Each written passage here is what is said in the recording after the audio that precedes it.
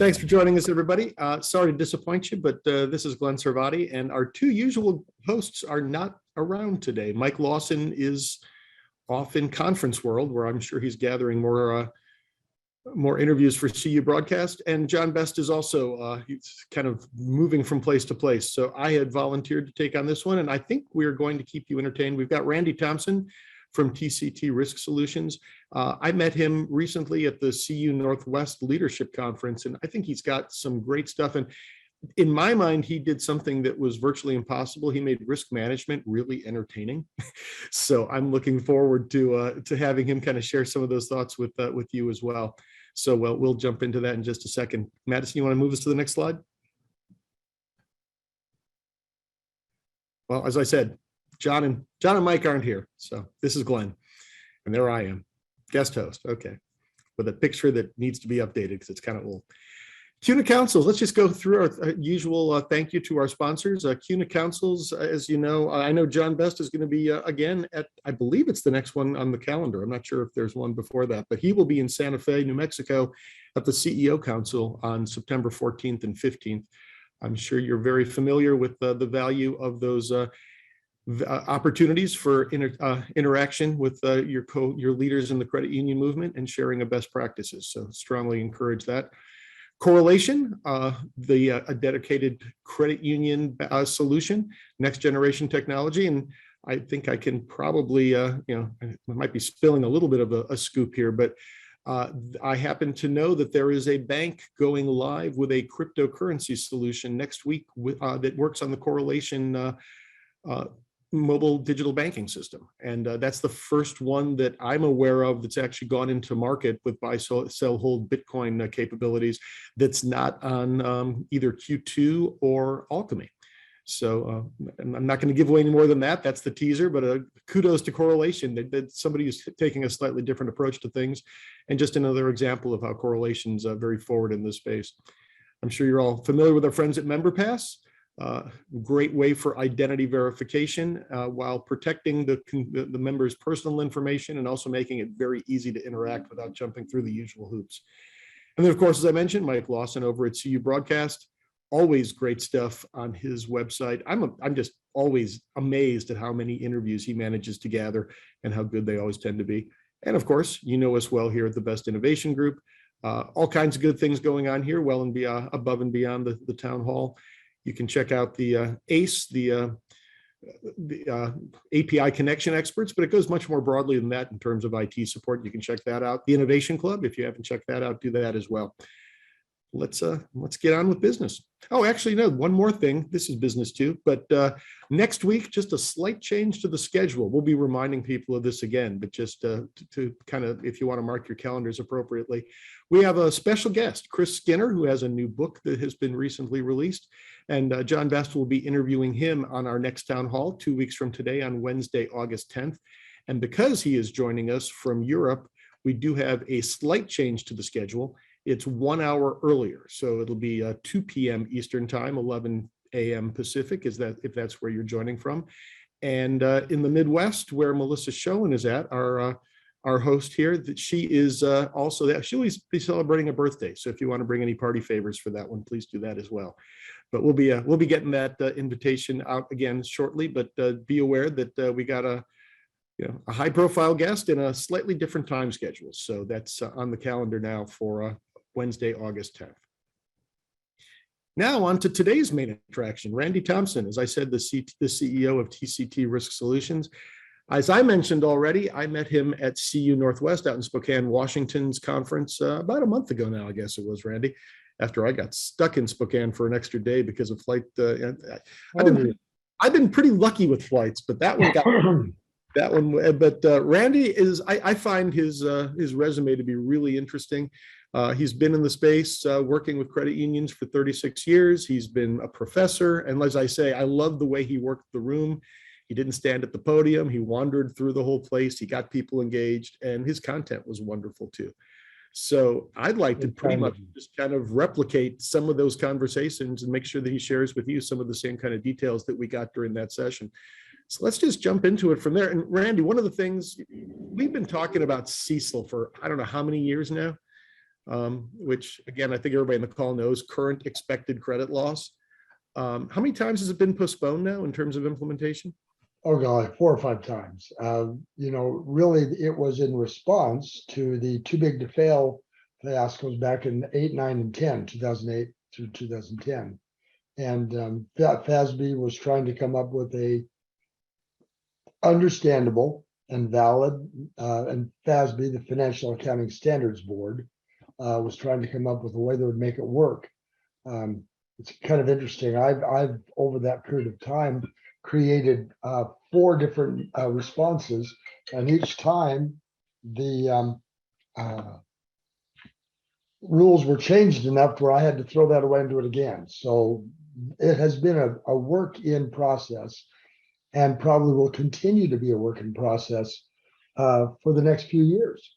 But for now, the actual implementation requirement, from what I hear, people believe it really is going to hold, right? Is it the end of the year, or when is it? It is the first reporting period will be the 5300 dated March 31st of 2023. So really starting January 1, Q1 is for the first quarter. Right. Now, the exception to that is that that's based on an annual a year. There are some credit unions that work on a fiscal year that is other than the end of the year. So it will be the first quarter in 2023 that is part of the new fiscal year for a credit union. So if their fiscal year and the annual year are different, then it'll be the first quarter for their fiscal year. And just again, to set the groundwork here, the idea here is a new approach to loss provisions and adequacy of reserves for bad credit, for bad loans. Absolutely. And can you just kind of give we're moving from what to what kind of? Sure. And it's interesting that this idea of modifying the way we calculate allowance has been going on since the 70s. So it's not like, oh, we've been doing everything and all of a sudden we're going to change. There's been changes and adjustments and revisions. That's what I was looking for the last 50, 60 years. But what we are now is that we have I would suggest two primary components of what we're doing now. One is that we're looking at a 1-year period of time, okay, which is the key issue. And you might say, well, we're going to look back 3 years, and that's fine, but you're going to take an average of those 3 years. And basically, in your loss calculation, you're going to calculate one average year's worth of losses against your average balances. Those are those two components. Now, there's another 2 ways to look at that, 2 components, and that is there used to be what was called FAS 5. That was the Financial Accounting Standards, and then they changed that to the ASC, Accounting Standards Codification. And there's an ASC 45020, which looks at homogeneous pools. Well, I'm throwing out all these words is going to put everybody to sleep, I know. But basically what it's saying there is we've got this pool of loans, all of our auto loans, or maybe we recommend a new and used auto, or direct and indirect. We've got this pool of similar loans, and we know that inside there's some loans that are going to go bad. We just don't know which ones yet. They haven't had a chance to experience whatever problems is necessary to cause a person to default. And so we have to anticipate how many of those are going to show up. And that's what the ASC 45020 is the homogeneous pools, or pools of loans that are very much similar. The other is ASC 31010, which are the loans that now have reared their ugly heads and are seriously delinquent, or are bankrupt, or are repossession, or are foreclosed. And now we know that individual loan specifically has this problem, and we're going to handle our allowance for that in this way. So we have both of those. Now, right now, we're looking at an incurred loss, it's called, where we calculate an allowance for loan and lease loss, ALLL, and it's a 1-year period. That's the key issue there. It's 1 year. And that's what we've been doing since the 70s. What we realized is that 1 year in a rapidly changing environment, a 1-year look back, doesn't respond quickly enough if there's a problem. So now here we are now. I know that the administration is trying to redefine what a recession is, but we're looking at a recession by any standard that's been used. My first doctorate was in economics, so I've spent a little time with this. And by any definition that's been around for the last 120 years, we're in a recession. Well, when things start going down, they can go down very quickly, as we found out in 2008 and 2009. And the real key issue there was that the banks and the credit unions didn't have enough in their allowance to cover the losses that were now multiplying and expanding. They were popping out of the woodwork. And where's the money? Because that's what an allowance is. It's here's the money that's like a savings account or reserve account that says this is the money that is going to be there in case we have lots of losses. So that's where we've been, is this 1 year. What we're moving to is a life of loan calculation, to where we're saying, okay, consumer loans stay on the books about 3 years. Well, then we need to include 3 years of losses, not an average of 1, but 3 complete years of losses for those consumer loans. Commercial loans 5, real estate 7. We need to cover that period that those loans are on the books. So by definition, by definition, I mean, now and this is where I want to test this out. That's scary. I mean, that says that your reserve needs to be much higher. If you used to reserve for 1 year and now you're reserving for 3 to 5, I think that's where a lot of the pushback has come from, right? Well, yes, yeah, that's a good point. And the key here is, has there been a big difference or a change in the amount of losses you've experienced? I mean, we've run now probably, oh golly, 170 side-by-sides with our clients where we've said, okay, here's what your allowance requirement is right now. And you may remember that there was a slide I had that showed 7 of them, some examples. And we're actually using both a WARM methodology, which is weighted average remaining maturity, which was approved by FASB some time ago and accepted by NCUA as well. We've married that with credit migration, and it really does moderate, through this migration analysis, moderate how much impact it has. Now, the other one is scale, which was developed by the feds, and it's just a static pool.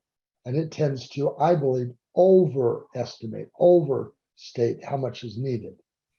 So the migration one, I think that's where we spent most of the time when you spoke last, which is the one that I really find fascinating. And that's the one that I think you said that somebody, at one point stopped you and said, I think you've solved CECL. Oh, and your first thing was, wait a second, who's CECL? How do I solve? Yeah, I was back in about 2011, and I was talking to one of the top 3 CPA firm, it's the president of the CPA firm in the Western United States, and he was validating our credit migration model. And at that point, we were just using it for managing the portfolio, identifying problem loans and responding to them more quickly, and identifying good opportunities for loans. And he was doing the validation, and he called me. I was in Fresno at a planning session I was conducting, went outside to take his call, and he said, Randy, you've got the solution to CECL. And I said, who in the world is CECL? I mean, what's going on? What's CECL doing to credit unions? Because I had never heard of it at that point in time. So, and the key here too, from what I understand, we're not just talking about being able to fulfill your requirements to calculate a reserve. You're actually creating the opportunity to, get actionable information so you can actually do something about these loans when there's still an opportunity. I think, as you pointed out, once you've gone delinquent, it's a little bit late to be reached out to somebody. What we've found is that delinquency, while it's widely used, is a lagging indicator. By the time many loans become delinquent, they're already beyond remediation, if I could say that. It can take 9 to 12 months after a loan has deteriorated, has begun the actual process of becoming a problem loan, before delinquency pops up. And so we did a study with a credit union, one of our owners. We're a QSO, as I think I mentioned, we're a QSO. We did a study over a 8-quarter period, so 2 years, where we said, okay, this is where, because of the reports we had, here's the point where this loan popped up as a problem. because of deteriorating credit score. And here's the point where you charged it off, maybe 7, 9, 12 months later. Here's what the balance was at the time that we knew there was a problem. And here's how much you actually charged off. We went back and said, if you had taken the early action that we recommend and compared that to what the balance was then versus when they charged off, it could have saved in the 3 pools we looked at, which were auto, Visa, credit card, and lines of credit. It could have reduced their losses over those 8 quarters by almost $200,000. Now, this is a $90 million credit union for perspective. That could have made almost a $160,000 difference in how much allowance they were required to have by reducing those losses. One of the slides I've used is I say it's not enough to just calculate a number. We want to give you an ability to actually control what that number is going to be. Well, that was one of the other things I remember is, beyond just talking about lagging indicators like delinquencies and whatnot, you had just run regression after regression to figure out like what, and you came down, I forget, what was it, like 3 or 4 factors that tend to pretty much describe everything? Yes. As I was saying, I don't know if most people will remember, it's been about 10 years ago. I think it was 2012, 2013, in that range. The Office of the Comptroller of the Currency issued a letter that said, here's some guidance on calculating environmental factors, that Q&A, the Q&E that everyone talks about, the adjustment. And they gave, in that letter, they gave 15 potential variables that could be used in calculating a credit union's environmental factor. Well, that's nice, but I've always been kind of this. There's a law in statistics. It's called the law of parsimony. It's Occam's razor is another name. And what's funny, the definition you see is exactly contrary. It's ironic because it goes into all this long explanation for saying, keep it simple. And what it basically says is that in almost all cases, the simplest explanation is the best. I don't know if anyone remembers, there used to be a show on the TV called CSI New York. And one of the key characters was Gary Sinise. And he would always say this line. He'd say, if you hear hoofbeats, don't think zebras, it's probably just a horse. Okay.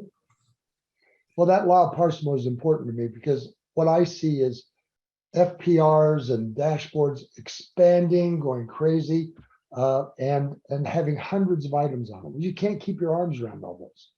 So we ran out and ran about 10 years worth of multiple regression on the several hundred clients that we worked with to try to say, of those 15 items, back to the Office of the Comptroller, those 15 items, how many of those with a statistical verity, okay, reliable calculation, how many of those actually predict loss? How many are valid indicators? We found out that 13 of them were totally invaluable, totally worthless. They did not, it's like the rooster crows and the sun comes up. Rooster didn't cause that sun to come up, okay? So we said, why are we using those 13? We had clients who were actually trying to use all 15 of the variables because it was in the letter. Well, what we found is that the single most powerful indicator by far, sits way up here by itself, is a declining credit score that's dropped 2 grades or more in the top 3 grades. That is we've actually created 4 personas to describe these movements that we see, and that 60 to 80% of all losses come from the Henrys, who are the ones with the declining credit scores. And there's a description that we can identify and know how to react to those. So, I remember I jotted down, I think you had what there were 4. You had your Ruths, your Henrys, your Liz's, and your Johns. Yes. And like you say, it's Henry that really just, if you really want to just narrow it down, that's where you're driving the lion's share of your losses. When we run every one of the credit migration reports that we run for our clients, we actually identify in each pool of loans So you got autos and unsecured and whatever pools that you've broken out. We identify what percentage of the losses in each of these pools is attributable to loans that have fallen into the Henry category. Okay. And we've found in some cases it's 100%. But on average, over 2 or 3 or 5 years, over an economic cycle, it's about 60 to 80%. Well, now if I can identify and work to control, especially if it's early on, control that 60 to 80% of my losses, just like this example I said, if I can reduce by $100,000 or $200,000 or $300,000 my losses, that has a direct impact on what my either incurred or CECL requirement is. I have control. That's what I really want them to have. I want to help our clients gain control on what it's going to do, not just a calculation. So what do you suggest? If you discover you've got somebody with a deteriorating score, what kind of remediation? You contact them, obviously. You work out new terms. What's the typical approach? Well, I suggest early action more than anything. I say, let's break it into what some of the possible things are. Maybe what I could do is maybe we could talk. Could I just share those four personas to get into this so we could? In terms of the screen? Yeah, no, Please. I'll just talk through. We don't great. need to bring it up. Please You had mentioned there's the Ruths, and the Ruth is a stable member. This is a member who has a budget. They manage their budget. They have been a B or a C or an A or an A plus for the last 10 years and will be for the future. They if they have a cutback in income, they cut back their spending. They're just self-regulating. And credit unions assume when they make a loan, I mean, here I did this application and I'm looking at all the numbers, and I assume that what I see on this sheet, this application, is going to stay that way during the period of the loan. I mean, think about it. If I knew your income was going away in 2 years, why would I make you a 5-year loan? So I assume that everyone is a Ruth, and we're right about 80% of the time. The ones that are problematic are the other 20%. That's where a lot of the problems are. So the vast majority of your credit portfolio is going to be Ruths. Yeah. When a member takes out a loan, in almost every case, they fully intend to pay it back. They're all starting out as Ruths. Okay, there's the starting point. But now we have a Henry. In many cases, these are some of the higher long-term members that have been, they have A plus, A credit. They've got good income. We've loaned them lots of money over time. I've got a slide one somewhere we used one time that's got a person in quicksand. He says, I'm in quicksand, but I'm on a good horse. Well, that horse isn't going to help you much if you're in quicksand, But we're used to these to a member. We're used to them being good, but they lost their job. And remember, the Ruth adjusts and adapts, cuts back her spending to maintain. A Henry doesn't.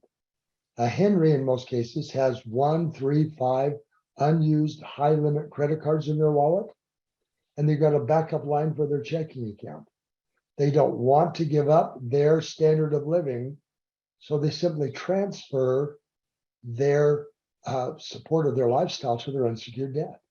They start living off credit cards, living off their line of credit, and and this is the important indicator, as their unsecured debt to income goes up, their credit score starts going down.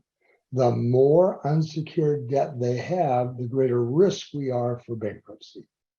Okay, so that's the Henry. Now the Liz's are the brand new credit. They're credit newbies. We're just getting started, and they've graduated from college. They're just getting their first job. We loaned them money. They continue their good habits. They didn't borrow to get to college. It took them 7 years because they were working full time while they did it. And within a year or two, they're an A plus or an A, almost half of them. The last one are the Johns. John was a stable Ruth as well. He lost his job. He started cutting back, but his wife had medical expenses, which put him in, just did him under. We know that 80+% of all bankruptcies are linked to medical expenses. So it's not an uncommon situation. So I can have someone who's falling. no, John gets a new job and immediately starts repaying, cleaning things out, and he builds his credit back up. And we find in many cases that there are twice as many Johns as Henrys in any given credit union over the last several years. Okay, so back to your question, what do I do? Well, the first thing I do when I see unsecured is to call and say, is this a John or a Henry? I want to talk to this member. If we say, can we help you? Can we do something? Maybe we should reduce some of your debt, whatever. A John is going to say, you betcha, let's help me, do whatever you can. A Henry is going to say, keep your hands off my credit card. Keep your hands off my stuff. They're just not willing to make changes. You see that unsecured debt going up? Is this a hopeful Henry or a hopeless Henry? Hopeless Henry's given up. So some of the things you can do, first with the credit card, you've got a member that's a Henry that's moving down and the unsecured up. Lower the limit before it's maxed out. So the first time you see that credit score dropping 2 grades, we find that there's usually less than half of the limit in use that's been used. So if they've got a $9,000 limit, they've only got a $3,600 balance. Now's the time to lower that limit to $4,000 and eliminate $5,000 of loss. I like the fact that we've now subcategorized the hopeful and the hopeless Henrys. Yeah. Because what we can do in many cases, if we call and talk to them, and they just don't know what to do, they're hopeful they can figure out something. And if we talk to them about budgeting and about some different things or restructuring their loans and whatever, if we've got ideas, they'll jump at it and we move them. We actually move them from a hopeful Henry to a John. So I don't want to be just punitive. I want to take early action. And if I help them make the right action, maybe I help them with a budgeting class or a financial literacy or anything we can do to help them make better choices. Maybe we restructure their loans so they can make payments on a regular basis. I mean, there's a number of things we can do. One of the things too is with auto loans, why do we wait? If we've got someone who is dropping like this, why do we wait 90 days to get involved in a repossession? When that collateral, when we finally get it, it's worth 30 cents on the dollar. Why not take earlier action? Protect the credit union and even the member. I mean, why put them at risk for having such a big exposed recovery situation? So those things are important. Sorry. The other one that gets to me, I mean, just to be very crassly commercial about it, Liz, if I'm hearing it correctly, is probably our most profitable opportunity. You should be looking for John's both. Absolutely. What we recommend is on the other side is that we produce a list called our impaired deteriorated loan or improved deteriorated loan list. And we suggest a program called LEAP, locate, engage, educate, promote. So if you find that you've got 500 members whose credit scores have improved 2, 3, 4 grades, and we see that all the time, why wait for another institution to get a report from Equifax and steal them away? Why not you take early action? These are our members. Locate them on the list and engage. Hey, Glenn, your credit score's going through the roof, dude. Way to go. This is exceptional. We really think this is wonderful what you're doing. Who doesn't like being reinforced that they're making good decisions? Now educate. Do you know with that new credit score, you get better rates? We could redo your loan, get you into a newer car if they've got not a loan with you. And you know that HELOC and that unsecured loan that you've got over there on the other side of the street, we could redo those for you too. And we've got credit unions picking up 35 to 50,000 in new balances on improving Johns who are paying their debts and Liz's who are paying their debts. Because I'm thinking particularly in the Liz category, because like you say, if they're credit newbies, they probably, well, I guess it's true of Johns too, but they probably paid a higher rate. Oh, all of them. They were thin file. Oh, absolutely. I mean, you've got a John who was an E or a D or a C, and now he's A or A plus. Huge differences. And what we've seen, for example, one example was a member that had been a John and going through, and the same thing would work for Liz. Liz could be exactly the same thing, but he had taken out a second mortgage to pay for his job training, and it was a very high rate mortgage, and he had a Visa card that they'd restricted the balance and at a very high rate, and he had an A credit score, 722, I think it was. So the credit union contacted him, locate, engage, educate, and then promote. Can we start that? They redid the car loan, got him into a newer car, safer for his family, at a lower payment than he was making now. Redid a $35,000 second mortgage, moved his credit card over to their credit union, and picked up his checking account. The credit union picked up over 35,000 in new balances. But more importantly, I think they reduced that member's interest expense, monthly interest bill, by almost $300 a month. And presumably really reinforced his loyalty. Imagine, I mean, yeah, this member's telling everybody he can see, all of his friends, you ought to go down to my credit union because you know what they did for me. I mean, now, go ahead. I'm I sorry. was just going to say, I mean, and to me, this is, I mean, because you can, you're talking about, you start with risk management, and it's always the dismal side of things. Yeah, we got to watch for the deteriorating credit scores. Well, you're just showing how you can do it on the flip side too, and turn it into a positive outcome. I think the positive is even more important because yes, I believe everyone wants to. I mean, we have a delinquency tracking tool that we talk about. We didn't even talk about it up there, but if I've got a member who's been 30 days delinquent for the last 4 months, that means they've made 3 payments. They've made 3 payments in a row. They just can't make the second one. That's very different than someone who's gone 30, 60, 90. Okay, so differentiating between those is really important for managing their credit. I want to be able to help members as much as we possibly can. So what if I find out, as an example, that I've got these 17 members, and this is an actual example, who, because of their line of work, there's a specific period during the year when their work slows down and they always go 30 days delinquent every year then. Why not schedule in advance a skip and pay for them and keep them current? Just extend the loan a little bit longer. It's going to be 4 months longer. Why not take that proactive event, reduce my delinquency, and reduce the likelihood of any kind of charge off or loss? And we're doing this proactively because we see what the patterns are of these members. I just think it's so critically important. Think about this. If you were able to minimize how many, well, let me put it this way first.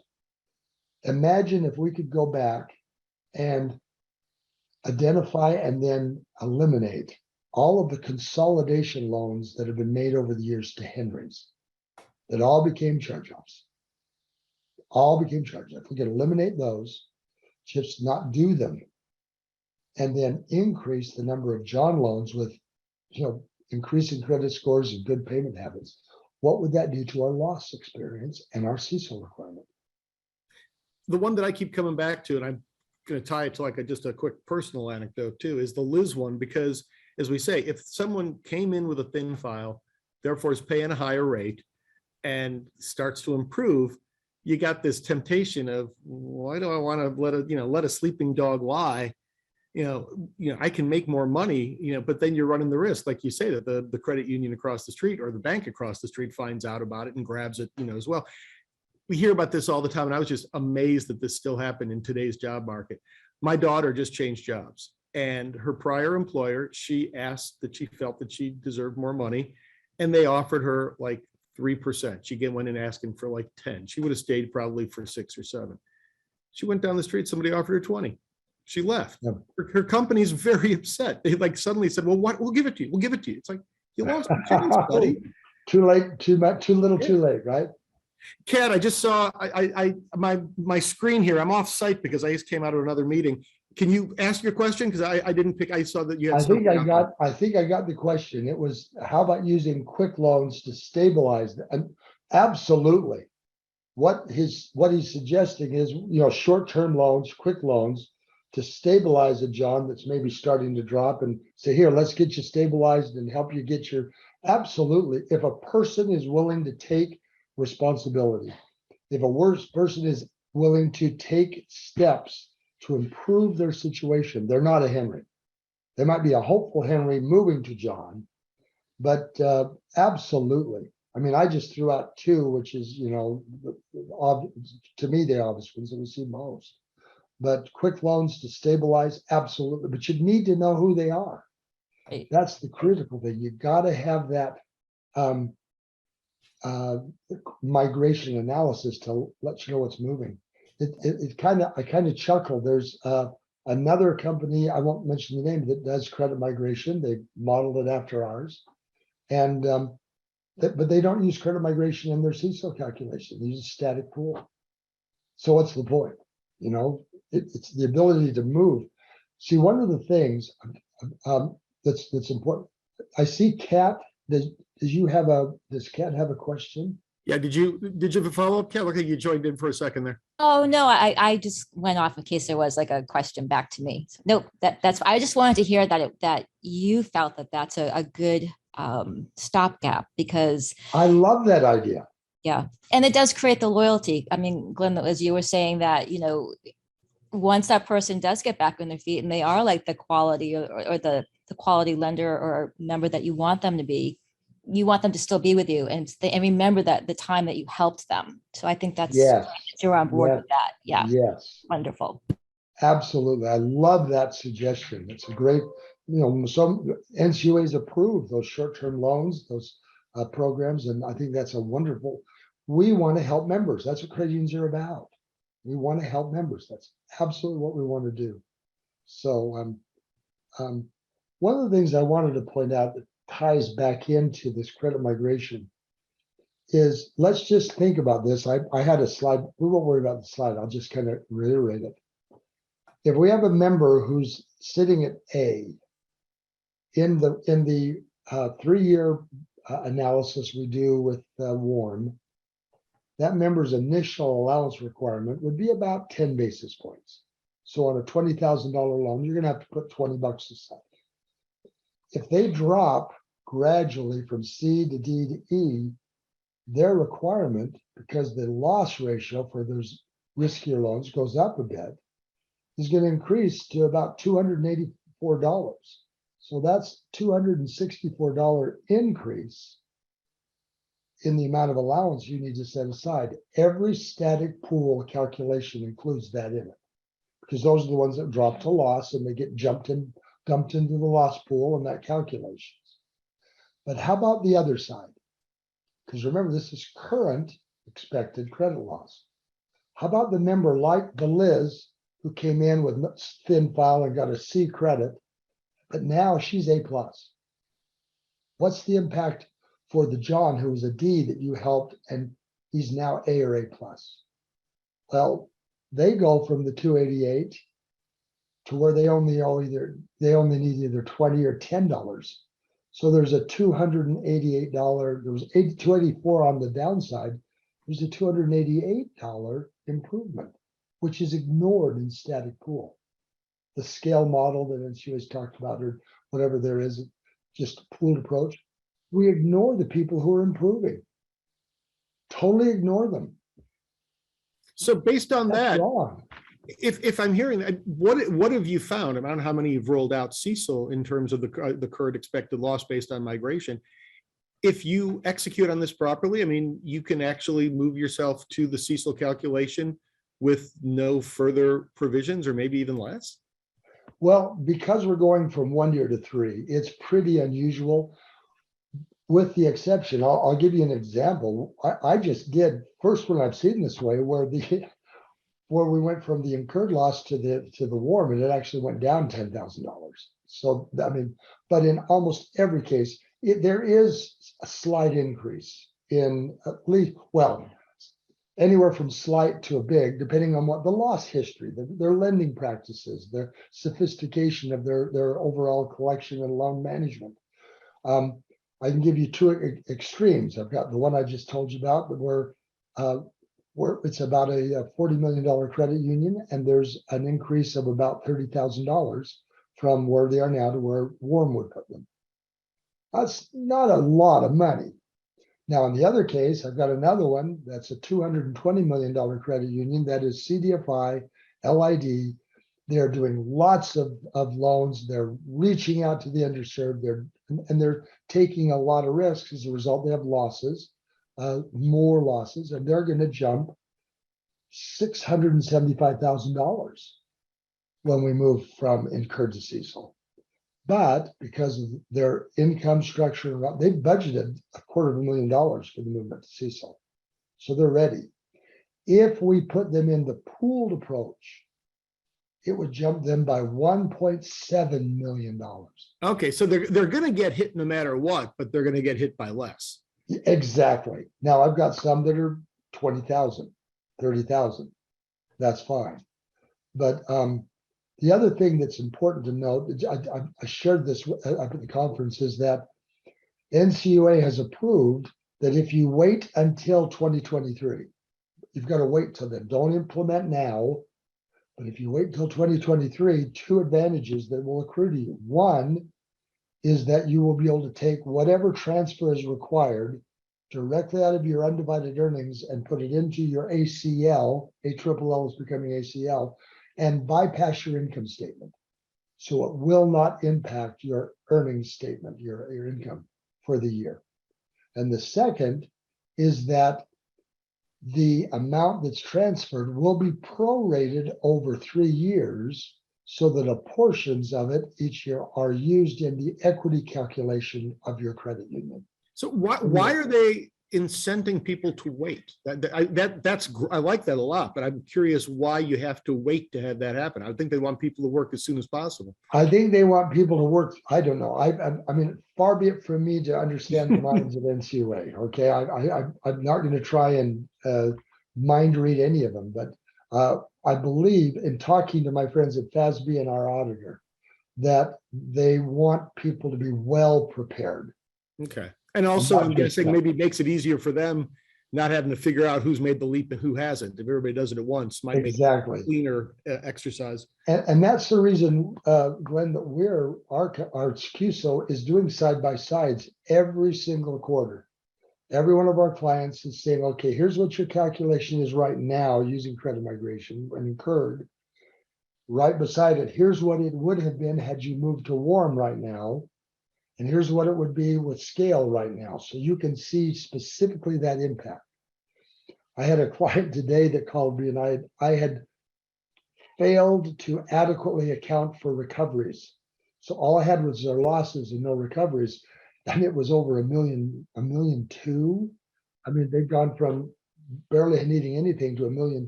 Well, when we put the recoveries back in, yeah, it was right where it was supposed to be, about $17,000 difference. Wow. So we need to be careful on that too. And that's why I want them to see it. But I think we need some time. The other thing that NCUA and FASB are saying is that, you know, they're not expecting it to be perfect out of the gate in 2023. We're going to continue to refine. We're going to continue to work. We're working with our environmental factors, which are sound, and also to formalize the management adjustment process. For example, I have a client in the Eastern United States who the previous CEO was let go. There was a series of loans that were made that were inappropriate loans to the CEO and her family, and all of them were charged off. Mm. Now, there are no other loans of any type on the books that match those. So to use those to predict what other loans are going to do is totally inappropriate. Right. So we have organized or structured a statistically valid methodology to say, of the 12% loss rate there, 9.3 of that is related to these loans that don't exist anymore, that we don't have anything like them. So we'll put a negative environmental factor there so that the calculation truly reflects what's actually going on. So that could be positive. You know, we've got things happening. The economy is getting worse. We've made We're going to go up or it could be going down. That management adjustment. That's very important to be able to do both. And again, this has been vetted and the NCUA is good with this approach. We have had everything we're doing validated by a third party independent auditor. Would love to get some more questions. I appreciate, Kat, you weighing in as you often do, and you always add to this. Anybody else? Because I find this stuff fascinating. I'd love to. I mean, I can keep asking questions, but I'd love to see anybody else out there who's got any thoughts about how they might use. Also, Randy, you'd mentioned. I noticed when we were out in Spokane, you were handing out some envelopes to people. You're able to actually do an analysis. Sure, and we would be happy to do. We try to do that for everyone. As I mentioned earlier about Occam's razor, we the symbol. I was watching our clients. We have clients in 6 time zones and 27, 28 states now. And I've been watching over the years their dashboards expand and the FPRs expand as people say, oh, there's something to look at and there's something to look at. Well, but do they truly predict or tell you how healthy a credit union is? My second doctorate was in public health, and so I got very involved in the whole area of public, how healthy is the body and vital signs. I mean, we all know about vital signs: blood pressure, temperature, respiration, weight. I mean, you go to the doctor, what's the first thing they do once you get past the gatekeeper with insurance?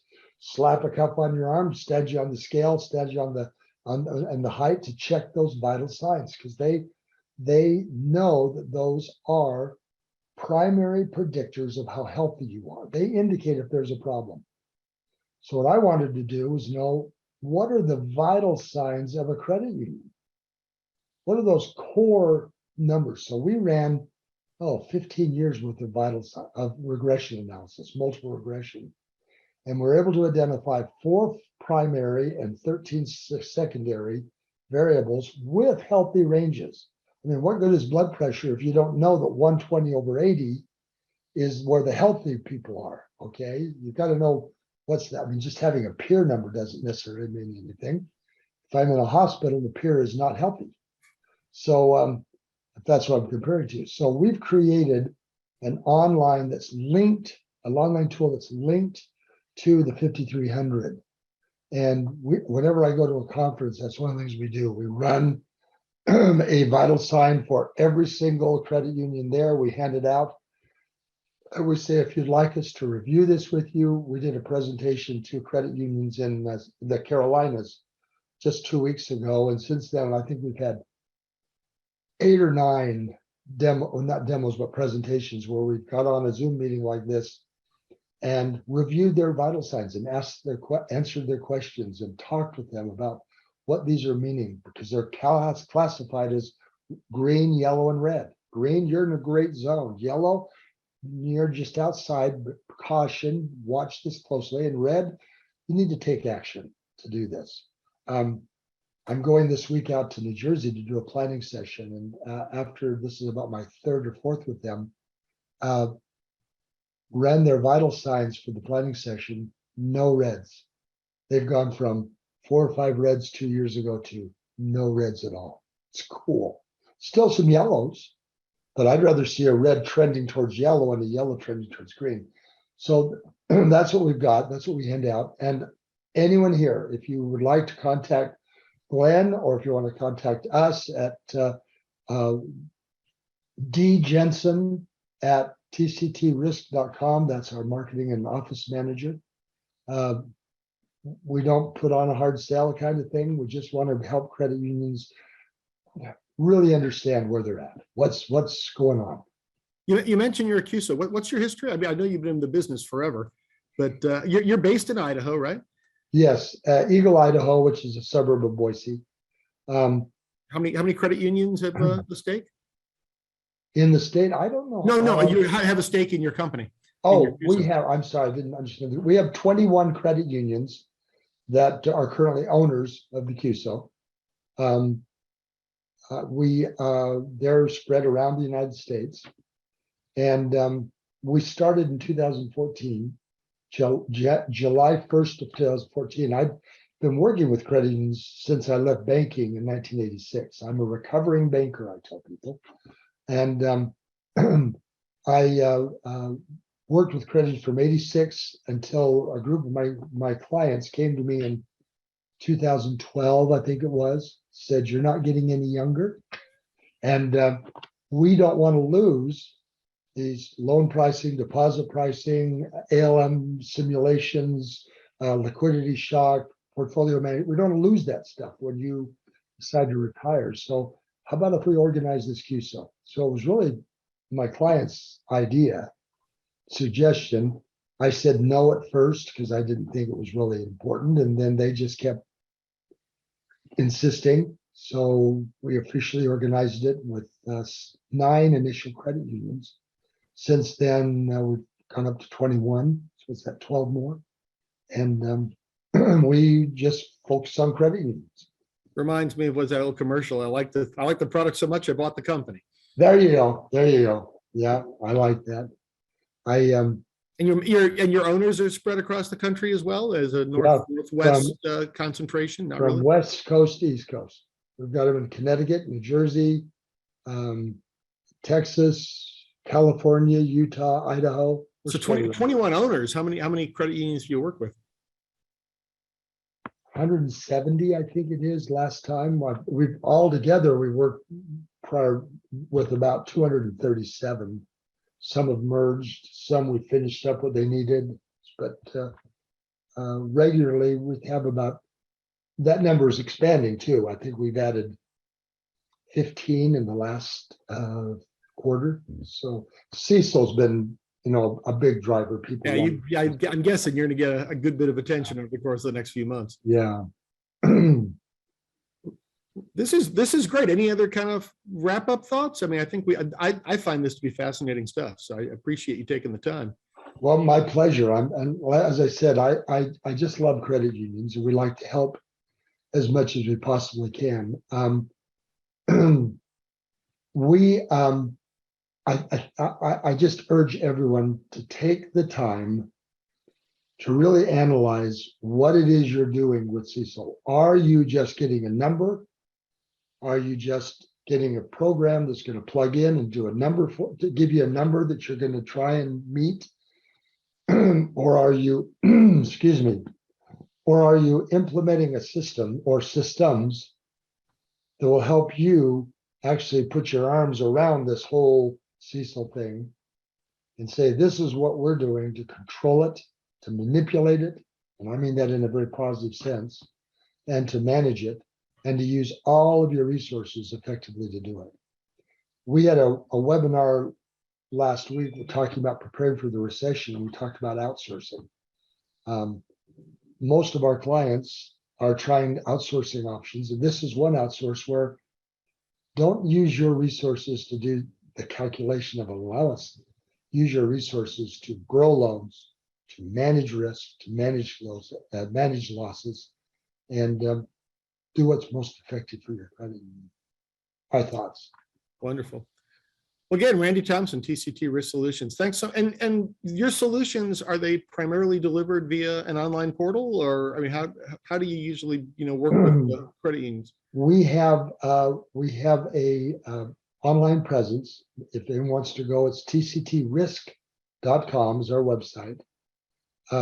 Most of our tools are online tools, like our loan pricing. I was just on with a couple of clients earlier today, going through, they set their rates and see what the impact will be on their costs or above cost.